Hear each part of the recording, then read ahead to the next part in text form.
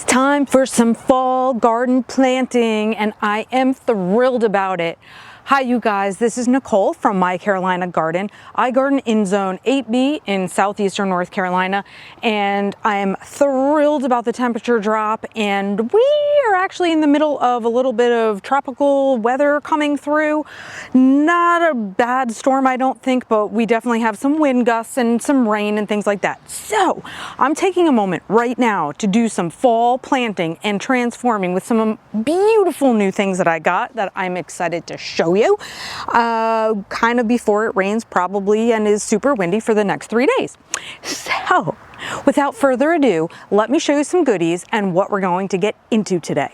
In one of the last videos that I did, we were talking about taking our garden in the transition from summer to fall. So we're going to be planting things with new seasonal interests, different color, ways to freshen up our garden, cut out some of the dead stuff we have going on, all of that. So some of these plants you have seen already, like these garden mums that I have that I still can't remember the name of. These are the Demi Pink garden mums, again selected for their color with the sunshine center. So I have 3 of these, and if the garden center had even more than that, I would have gotten more because I really love the way that looks. And then I have the other Vita mums, and they're also something pink. What are you, Vita Mum? Darling Pink. So I have 3 of those, a couple of decorative cabbages, and then this one is brand new today. In talking about fall foliage and things that are awesome for the yard, I'd mentioned coleus, but said that I didn't really delve into the coleus stuff myself, really because coleus is a shade-loving plant for the most part. But I did say I was interested in it, and if I could find any that I could have, I would get it. This one was an accident. I was actually at the garden center looking for more of those sunshine center garden mums, and I found this coleus called Tickled Pickle. Oh, that's right, Tickled Pickle is sun tolerant, so you can plant this in sun or in shade. So for me, of course, clearly it's going to be in the sun. Now, the one thing I want to talk about with coleus though is this is not a cold tolerant plant. So the garden centers put it out in the fall, and even my mom, who lives in New York, said it's in her garden center as well, but it is not a cold hardy plant. So it really doesn't like temperatures, at least this one in particular doesn't really like temperatures below 60 degrees. It is a tropical plant. It is really zone 10 and warmer. That's the kind of stuff it likes. So this one won't go in my ground, it will go in a pot because I will overwinter it indoors. You could do that in front of a sunny window. You can also pinch the tops, take little clippings of your coleus and root it in water, which is another great thing so you can have more for next year. So since this one is a sun lover, or maybe I should say sun tolerant, I'm definitely going to be taking cuttings of it because I want more. So with this coleus in mind that has to go into a pot, I am going to see what kind of goodies I can put in there with it. Now I do have some sweet potato vine. This is like more of like the limey kind with the purplish, maroonish on the back. So I do love this. Let me take it into the backyard and let's see what else we can find. So just a little bit ago, maybe a couple months, I was telling you that I had some seedlings of Dragon's Breath Celosia come into my yard that started to germinate. So I planted it in a bunch of different spots, and this one spot here under my banana trees, it's really quite hidden. So I figured, let me dig this up because it is going to be beautiful color for fall, and quite frankly, no one can see it here anyway.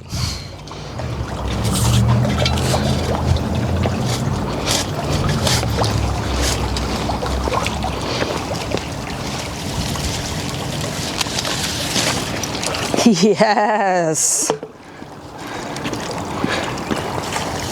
Now besides that, I have this area of my yard where I have a lot of creeping Jenny growing that, quite frankly, I just grow here so I can use it for arrangements. I do absolutely love the sweet potato vine as the draper in that pot that I'm going to make, but I think some creeping Jenny could also be used, so I'm just going to take some of that from here as well. There's a lot behind the grill, so that's where I'm going.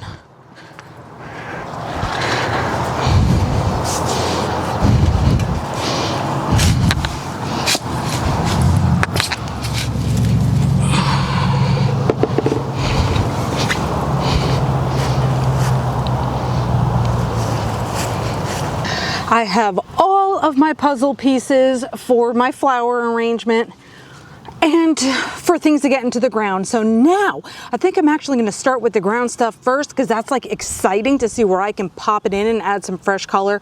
And I think I'm going to do it in my peninsula garden so that all my neighbors can walk by and see the beautiful fresh fall color.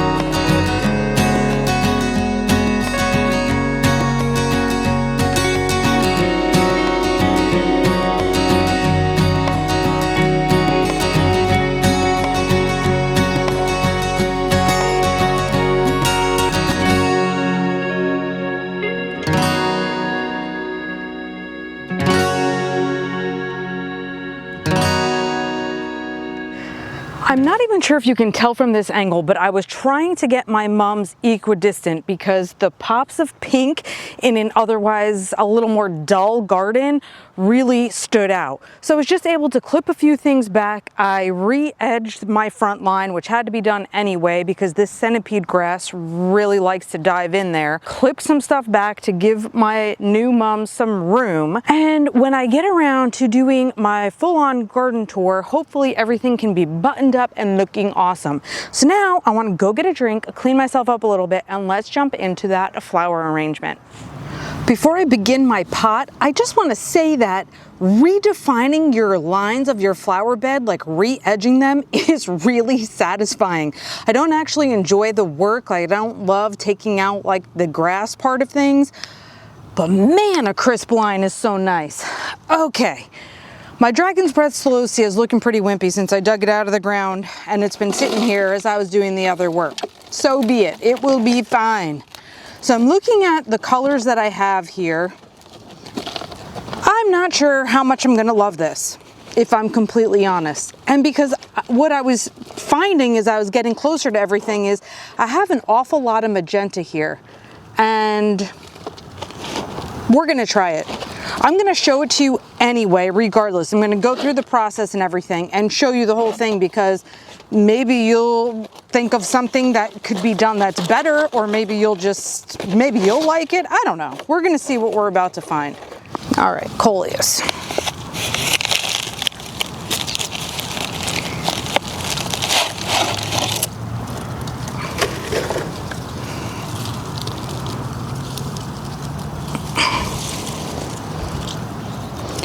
All right, coleus is going to be my centerpiece because that's the most dynamic piece that I have. I love that. I bought that for a reason. Let's see. And this is going to be the front.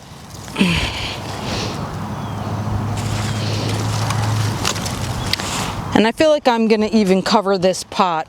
I was thinking of repainting it. Clearly I didn't do that, so let's see what happens. Actually, maybe my draper is going to cover the pot for me. This sweet potato vine is Sidekick Heart Bronze sweet potato vine. Oh, I have a little tiny frog on my arm. Tiny, tiny frog on my arm.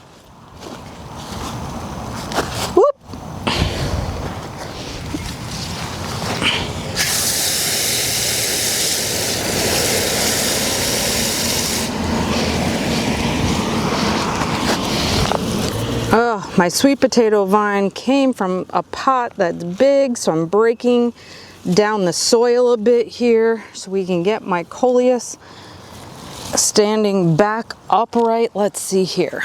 That's a gorgeous draper. I stinking love it. I'm not sure if I will need more. Should I put this one in or not? Oh, I don't know what to do. I think yes. And this was just a re-rooted piece anyway. Okay. Loving that. Loving that.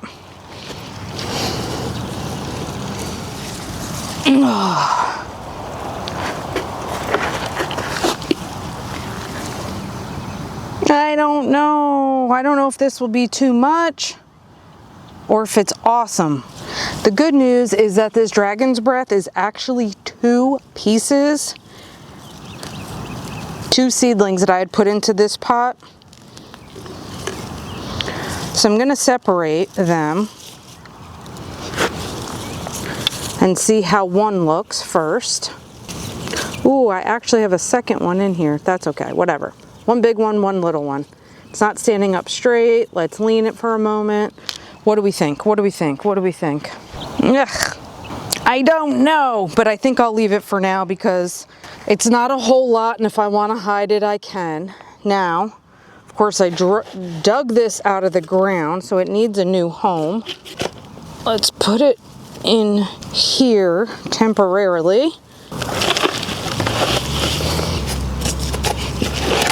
And then the other thing is, I think maybe the creeping Jenny is going to help because it'll add some green instead of just all this purpley, magenta-y stuff. Let's try that too.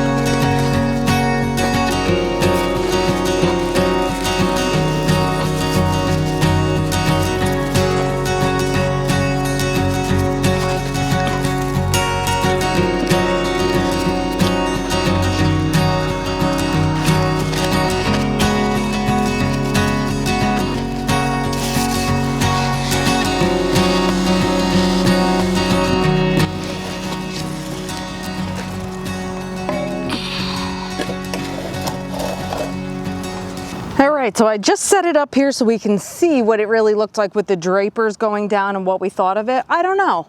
What do you think of it? If the Dragon's Breath Celosia was a little more upright, which I expect it will be tomorrow or maybe the next day, do we like that? Or would we rather the Celosia be the tallest part? I don't know. Jury's out. So the final pieces to my puzzle are putting these mums somewhere. Of course, I have another decorative cabbage. Ooh, I did want to tell you about this cabbage though.